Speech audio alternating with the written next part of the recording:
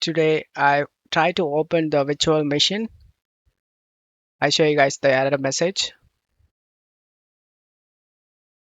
The process cannot access the file because another process has locked a portion of the file.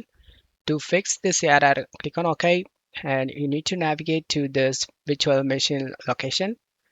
To do this, navigate to the virtual machine folder. I guess I saved no, documents, virtual machine, Windows 11, and this is the current virtual machine I'm using. Once you are in the virtual machine folder that you are using, you need to find this .lck file folder.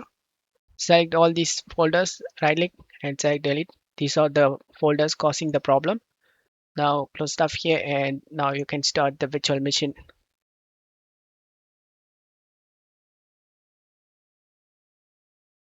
Virtual machine opens up without having any problem.